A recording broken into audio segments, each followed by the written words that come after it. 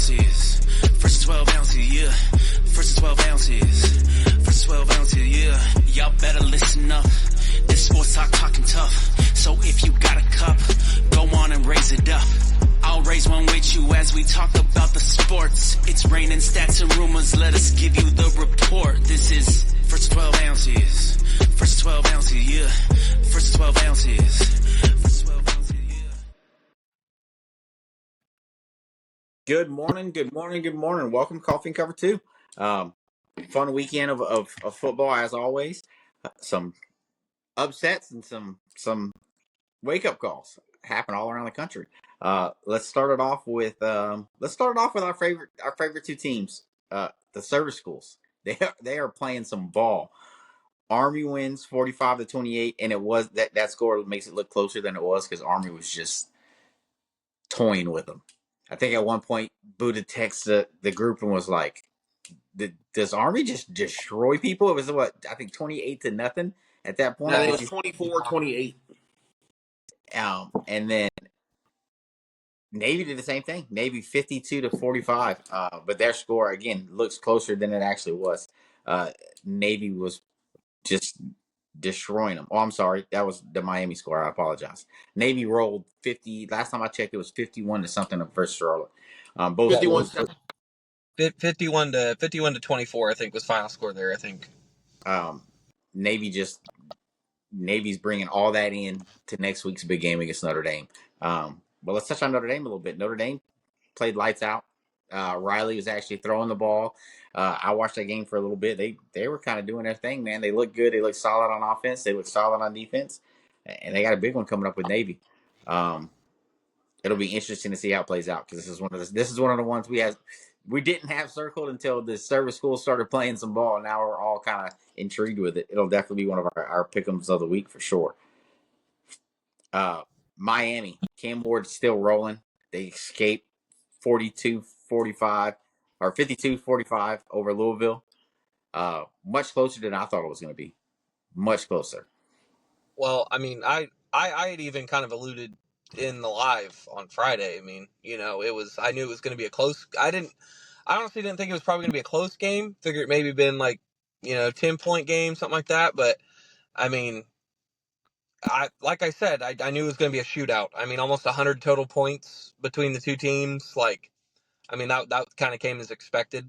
Cam Ward, over 300 yards passing, and then Louisville's quarterback, like I said, they could get it done through the air. He ended up with 340 yards passing and 2 or 3 passing touchdowns, I think. So I think Miami's glaring weakness here is if you have a good quarterback that can come in and throw it over the top on you, you can play with them. I mean, it's going to be hard. I mean, you got to score, but I mean, you can definitely compete with them. They're not unbeatable, as many maybe thought at the start of the year. But They had another call go their way that's going to get overlooked because the score ended up changing. With about 8 minutes left, Louisville tied it up on a strip sack, and they overturned it and said it was coming forward. And there's no way you can look at the video and say it was coming forward. And there's no way you can look at the video and say it wasn't coming forward. Like, it was one of those, like, the call on the field should have stood, and they overturned it, which is now 3 weeks in a row. I don't think Miami's very good. I think they can run the rest of the table because they get Florida State, like Georgia Tech, depending on what their quarterback situation looks like, and then Syracuse at the end. They don't have a very good defense, and we're 3 weeks in a row of just playing with fire. I mean, at some point it catches up to you. Like, at some point they're going to lose a game that you feel like they shouldn't, because they could have very easily lost the last 3 games. They could be 4-3.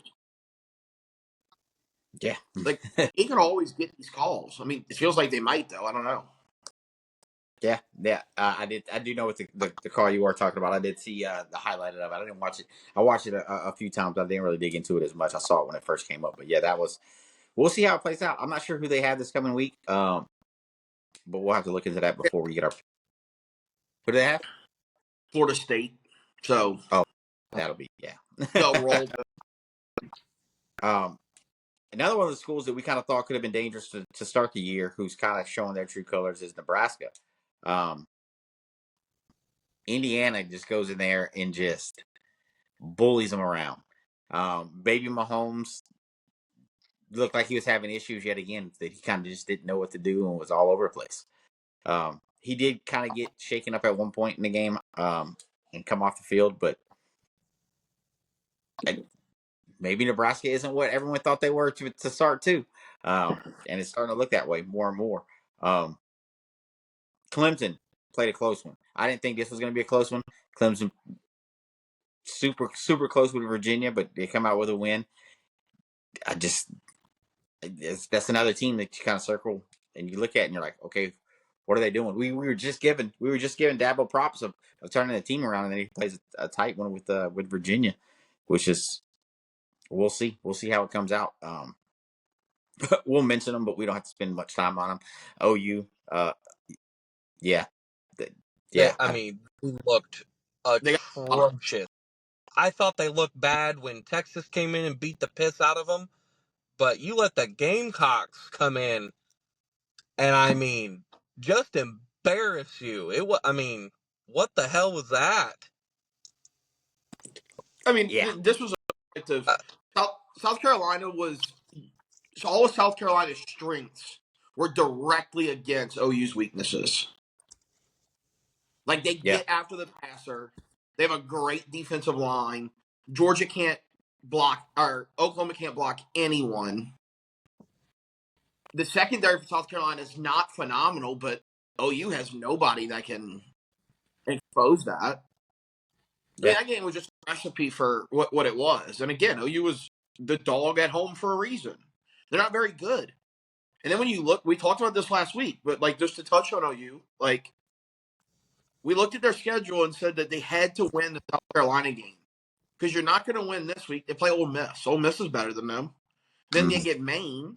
Like they'll be 4-4 going to the Maine game with Mizzou, Alabama, and LSU. Mizzou doesn't look like that's a sure thing, but it's at Mizzou, and it's going to mean a lot to Mizzou.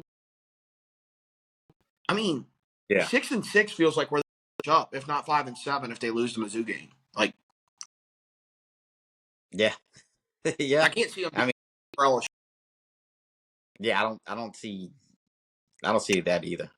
I just don't know what's going on with this team.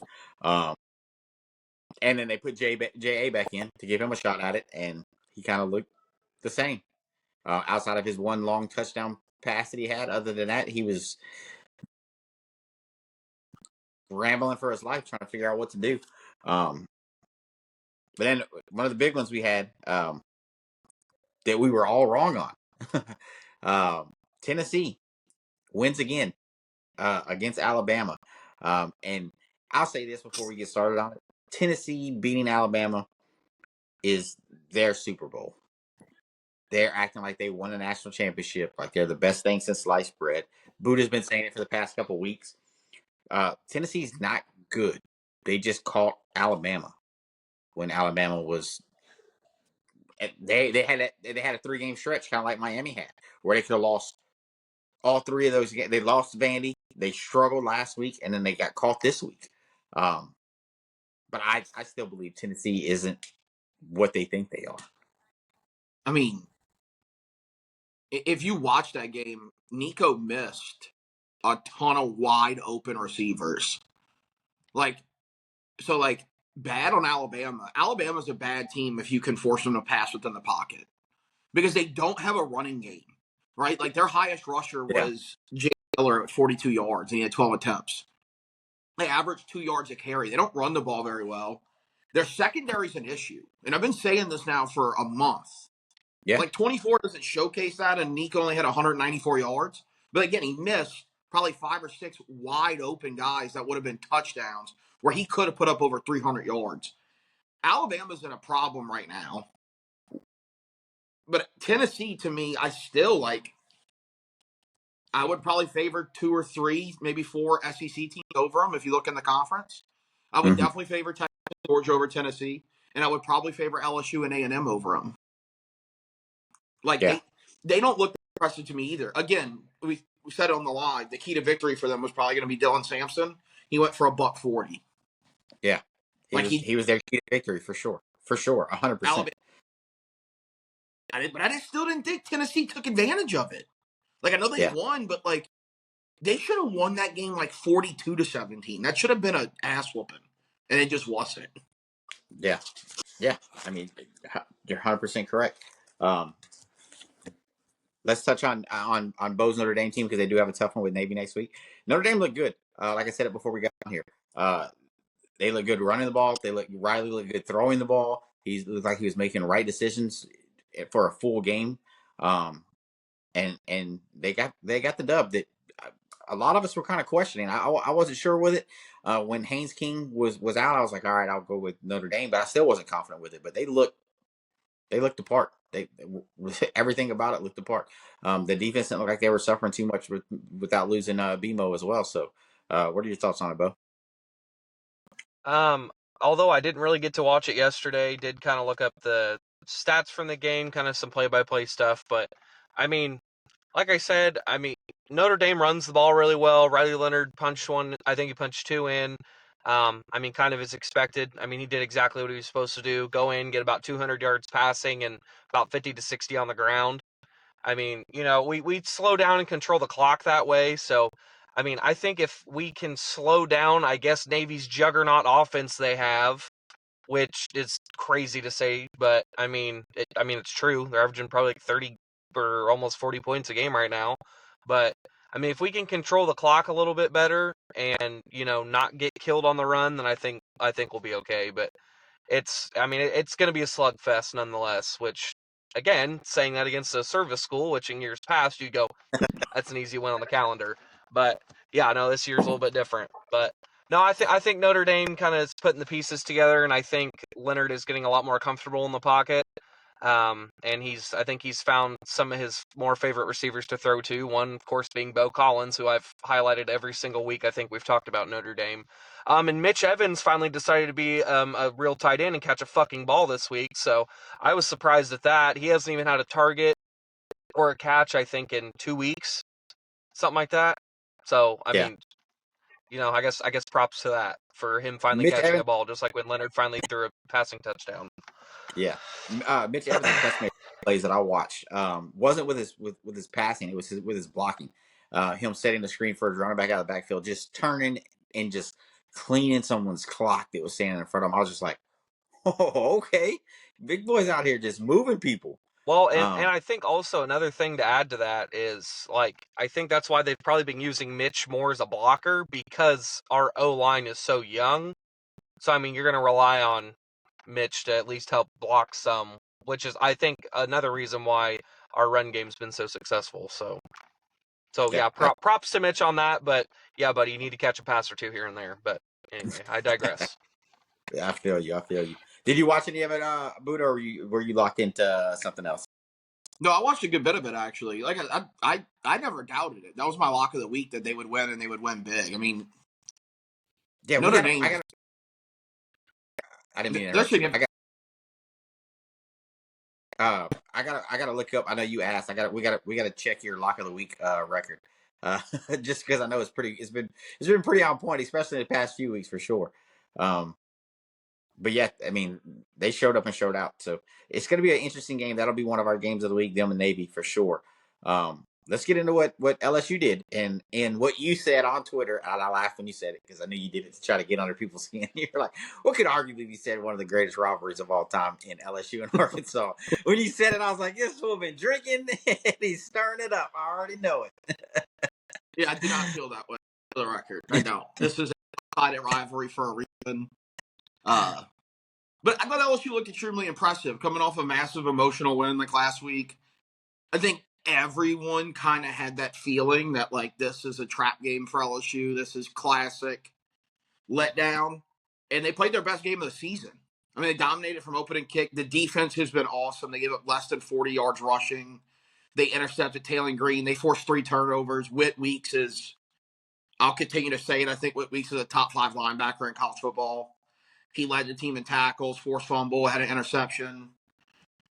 Nuss looked really good again. The only thing LSU's offense is lacking right now is kind of this deep vertical threat, and it's kind of there, but the rushing game came to life. Caden Durham went for 100 yards. He averaged 5 yards a carry, had 3 touchdowns. The only thing I would sit here and say about LSU that you got to get cleaned up is pre-snap penalties. They had 7 pre-snap penalties in the first half. I mean, you got to get that cleaned up, and some of it's the center is a freshman, and that was his second road start in SEC Stadium. The place was loud, and he had a couple snap, but I can't remember what it's called, but he had basically a false start on a snap, or he double clutched it. You get that cleaned up, this game could have been 52-10, right? Like you had to settle for some field goals that you were driving with no issue. I mean, LSU's first scoring drive, they didn't face a third down. Like they didn't face a like LSU looks phenomenal, and it sets up a big time matchup of the teams tied for first place in the SEC now next week with A&M. Should be LSU should be 7. I would think A&M probably moves a little bit, so it'll be top 15 matchup in College Station for whoever wins next week's driver's seat. I mean, you're in the super driver's seat for a play. Yeah, absolutely. And that'll probably be. I'm not sure if game day. I think game day might be there. I'm not sure if they announced it or not, but I'm pretty sure it'll probably be at that one because that's probably the biggest one on the schedule. I can't think of anything else that's bigger than that one. That'll be a good one. It'll like you said, it's going to determine. The SEC is wide open, and it's crazy. But let's touch on the big one that happened here in Austin. Texas falls to Georgia 30-15. It could have been way uglier than that, but luckily it didn't turn that way. Texas was just bullied around on the offensive line. Our offensive line was just thrown around like they weren't there. Quinn never looked like he was real comfortable at all outside of maybe 2 drives the entire game. But you got to play complementary football when you play a good team, and Texas didn't do it whatsoever. When you turn over the ball 4 different times on your side of the 50, it's going to equal points. And in the first half, it equaled 24 points. So they turned over the ball, and these were the scoring drives for Georgia. The defense played lights out. I'll say that too. Texas's defense still played great, even though they gave up 30 points. The first scoring drive, 13 yards. Next one, 13 yards. Next one, 34 yards. Next one, 25 yards. Next one, 4 yards. The biggest drive they gave up the entire game was in the third quarter, the 89-yard drive that they gave up. Outside of that, the defense played great. They held them within less than 300 yards. Beck wasn't comfortable. He threw 3 picks. He didn't score any touchdowns whatsoever. They played great until they didn't. And it was not a good game for Texas whatsoever. Like I said, Quinn never looked comfortable.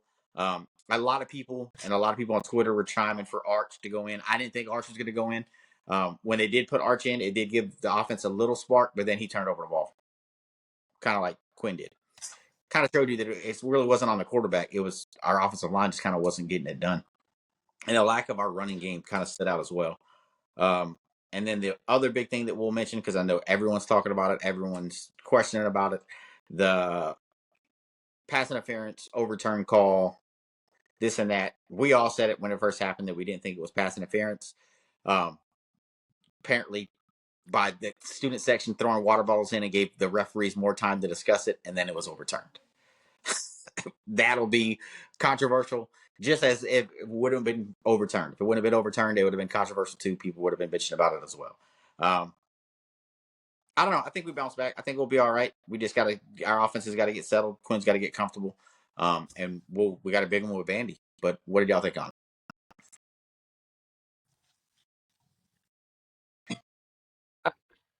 I was more surprised, I guess, that Texas's offense really, looked putrid. Lack of the running game really hasn't shown at all until this week. Georgia was able to really, stack the box well, and applied a ton of pressure on Quinn, which now shows other teams, which I think everyone knew that. We've touched on that multiple times, but that's what you got to do. You got to keep pressure on him, and then he'll make bonehead mistakes, try to roll out of the pocket, and Quinn can run here and there, but he'll get caught, and then you kind of have a little bit of control on Texas. But the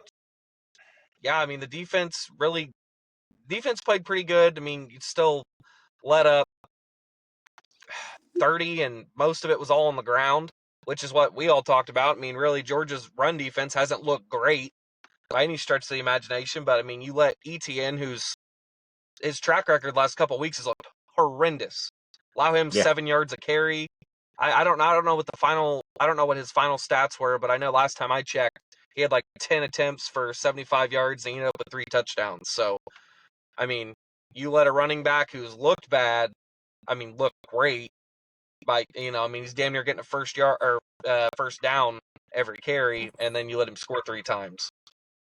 I mean, I understand that's, where your placement is on the field, but I mean, you can't let that up. So, to a team who's typically had a terrible run game all year. Again, Absolutely. but that's just my thoughts on it. I think if Texas would have been able to control the ground, that's a lot closer game, obviously. But because hell, Beck couldn't throw the ball to save his ass. But yep, that's my thoughts. Buddha, pass it over to you, buddy. I think Kirby Smart reminded everybody why he's the best coach in the country. I thought he put on a clinic. I thought he outcoached Sark. I thought because I think Sark's thing is offense and Kirby's is defense, and that matchup looked like a guy who clearly was the better coach on one side of the field. I mean, I thought people were talking about like Sark didn't call a good game. I don't think Sark really knew what to do at some points. It doesn't help that your quarterback didn't look comfortable. It didn't help that your O-line kind of got blown up from Jump Street. But some of that's a byproduct of just like people did kind of sleep on Georgia. Like I said, going in, I was like, I'm not moving the goalposts. I'm not going to not think Georgia's really good until they prove to me that they're not. I still think Texas is really good, but like at the end of the day, you can't give up 7 sacks and expect to win the game, right? Like, not to mention the turnovers, but like the 7 sacks is also a big number. Like, again, I still think Texas is fine. I think some of it was just a byproduct of some of the fears that, we had going into it of like, what is Texas going to look like when they get truly punched in the mouth, right? I thought they responded well after halftime. I think it was just it was too little too late. Mm-hmm. Georgia was just teeing off on defense still. It was I know 30-15 doesn't look like it, but it was a defensive game. I think both defenses played really good. I think Texas' defense is who we thought they were. Like, I think they're a really good unit. It's somewhat concerning to give up, 87 yards to Trevor Etienne, right? A guy that would have been struggling. That's somewhat concerning, but that's also probably somewhat of a byproduct of like you kept getting the ball in quick flip situations. Like you continuously had to rush back on the field, which is the hardest way to play defense. Again, I think Texas is fine. I think the big question is how do they bounce back? What do they look like down the stretch of the schedule? This week's a big one against a team that's going to have a lot of juice that feels like they can do it. And yeah, like Bo said, like there might be an avenue to say like this is how you get after Texas. You also got to have the guys that Georgia has, which a lot of people won't have. Like that's a big factor in this. And it may end up being good, right? Like you might have needed, like especially in the new era, like you may have needed a little bit of a kick, like a little punch in the face to be like, "Up, this isn't generationally incredible. You're not an all-time, like this isn't one of the best teams to ever play. It's good enough to win a title, but we can get beat, right? Like, but again, I think they bounce back. I think they play well. I could see this being the only loss on the schedule. And the good thing is after next weekend, there'll only be one team in the SEC that's undefeated. So you'll be tied for second place, essentially. Yeah. Like, what I'm taking away from it more than anything else is kind of like we said on the live and everything else. It was just how do you respond when you get punched in the mouth? And like you said, they responded good at the end of the start of the second half, but just wasn't enough on it. And then there were things on Twitter and people saying, after the game, Quinn was asked about his injury and he said it was there. And I'm like, don't play in, like, don't try to start looking for excuses of why Texas lost this game. There's no excuse. We got pushed around and we lost the game, period. Our offensive line didn't look like what it was thought to be whatsoever. They got pushed around and it's that simple. Quinn didn't look sharp at times and at times he looked good. It just, it happens. We got caught. We got to clean it up and move forward with wins here on out. But this is a game that me and Bo talked about it beforehand. At the beginning of the season, when we made our picks, we said there wouldn't be an undefeated team this year going into the 12-team playoff. And this was the game that I think all of us picked for Texas to lose was the Georgia one. So we'll see. We'll see if it stays like this or something changes. The SEC is going to be interesting to watch moving forward. Now that there's everyone's got a loss. Everyone's got a loss. So it's going to be interesting how it plays out. It's going to be interesting if it comes down to a one-loss team and how they said tiebreakers are going to be determined because of your highest ranking win, essentially. Georgia's in the driver's seat with that one now because their biggest win is against the number one team in the country. So if they keep that one loss on their record and another team comes up and there's a three-way tie, Georgia's a shoe-in because of the number one ranking of Texas, which is going to be crazy because if LSU and Texas run the table, essentially the tiebreakers are going to go to probably you guys because y'all beat Ole Miss. Ole Miss was ranked what? No, 7? if LSU run the table, they're first place in the SEC. Yeah. Well, yeah, because y'all don't have any loss. Y'all's only loss is non-conference. Before the Ole Miss game, LSU's in a situation where, you now look at the schedule and you go, A&M's the biggest challenge. We didn't talk about A&M. I don't think A&M's that good. A&M is patting herself on the back because they beat a Mizzou team that was ranked in the top 10. That's not a very good team. Mizzou's not very good. And A&M did beat them. A&M did not look great against Mississippi State yesterday. But if you're LSU, you go beat them. You're the only team that's undefeated. And that would give you 2 top 15 wins. And then you get an Alabama team who clearly isn't what we thought they could be. Yeah. LSU's in the driver's seat right now to put themselves in a situation not only to be a playoff team, but to maybe win the conference in the regular season and be fighting for a top 4 seed. Because they're ranked 7th. Beat A&M this week, you got to think you jump into the top 5 because your resume would be as good as anyone's. You'd have 2 top 15 wins and 1 on the road. Now, we can add this in. I think a team that's going to be really upset this morning at their AP poll ranking is Tennessee. I don't think they move. You think they stay the same? I think they stay right where they were. I think they stay right at 11. I don't think they move. And I know they're going to be like, well, we beat Alabama. Yeah, you beat an Alabama team that could have 3 losses right now. That barely squeaked by a South Carolina team. That got popped by a Vandy team and then looked really bad. I think Alabama drops to 17 or 18. I think they plummet. Because I think if I was ranking the AP poll, you can't tell me I shouldn't rank Indiana above Tennessee. So how can I move Tennessee up? I'm moving Indiana above them. Because Indiana's now, 7-0, 6-0? And we had a 7-0 and they're popping people. Also, one more thing on A&M. I just thought about it, so I'll bring it up. I want to give credit to Mike Elko. Mike Elko's the first coach at A&M to win 6 of his first 7 games since. I'll give y'all a guess. You can give me a guess on the year. Oh, man. First coach to win 6 of his first 7 since when? Just the year, not the team? Yeah, just the year. Just give me a year. I'll say 98. Okay, Bo, what you got? You're making it sound like you're getting ready to laugh, so it sounds like it's a long fucking time ago. Not just A&M's first 6-1 start. It's the coach's first 7 games he's coached in. Oh, hell, give me fucking 1973. I saw you broke up. We didn't When hear was it? 1917. So all the more reason LSU comes in weekend and beats the fucking brakes off those weirdos. Oh, man. They're going to have T-shirts made for that accomplishment that Elko's done. I also had, so let me talk about this because I don't want to get into it all day. Billy Lucci's a fucking jackass. He's talking about not a rivalry. Listen here, you fucking Johnny Manziel dick-sucking motherfucker. You made T-shirts, you made souvenir cups after a fucking regular season win. Don't give me this shit about you don't view LSU as a rival. You made cups over a 7 overtime game and put them as souvenirs the next year.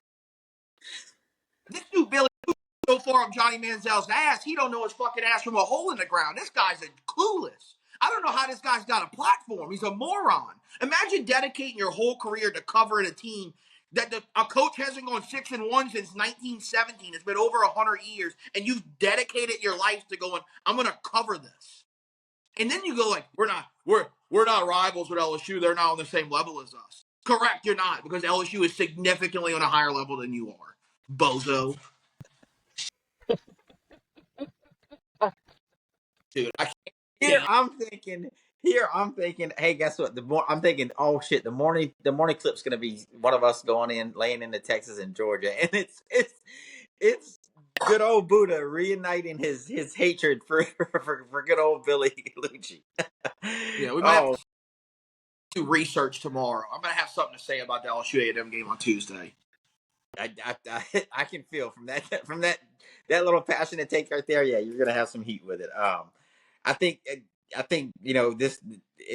college football is about to get even more interesting, especially with the 12-team playoff, with all of our teams vying for a coveted spot in the 12-team playoffs, because everyone's got an argument to get into it. Me and Buddha's teams are going to be fighting to see if we can't get into the conference, with LSU clearly being in the driver's seat. Which honestly, a couple weeks ago we didn't think that was going to happen whatsoever. And now they're right there saying, hey guys, remember us? We may have lost week 1, but look at us now. We'll see how it all plays out. It's going to be interesting. It's going to be fun.